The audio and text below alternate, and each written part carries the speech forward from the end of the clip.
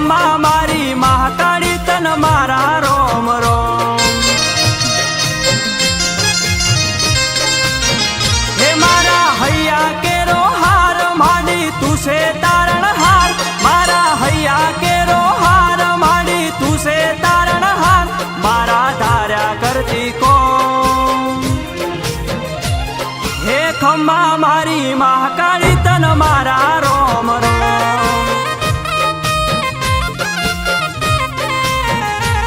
हो खम्मा मारी महाकाળી तन मारा रोम रोम।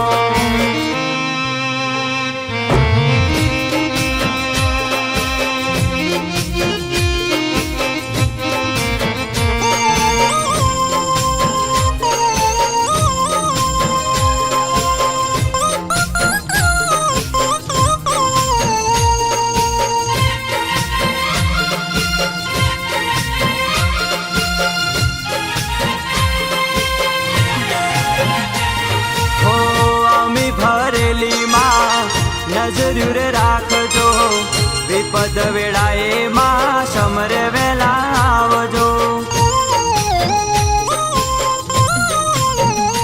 हो हाथ जोड़ीने मां शिशरे नमावू, तमे सो माडी मारू राजने रजवाड़ू।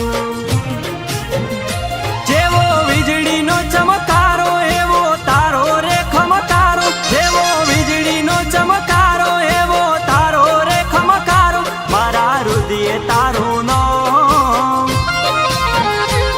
हे खम्मा मारी महाकाળી तन मारा रोम रोम। हो खम्मा मारी महाकाળી तन मारा रोम रोम।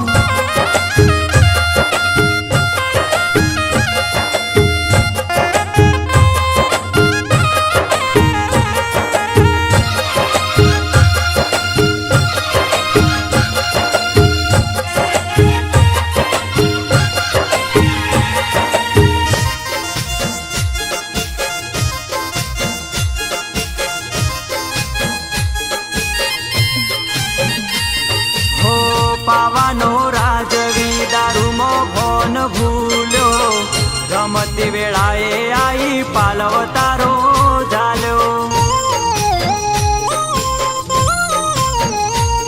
हो तू तो दयाळी मा बहु रे हमजायो, केवू ना मोन्यो अभिमोन थी भरायो।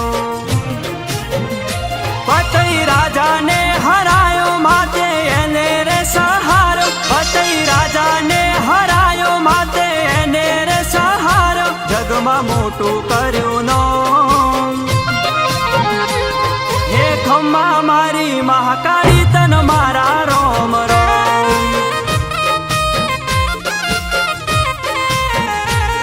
हो खम्मा मारी महाकाળી तन मारा रोम रोम।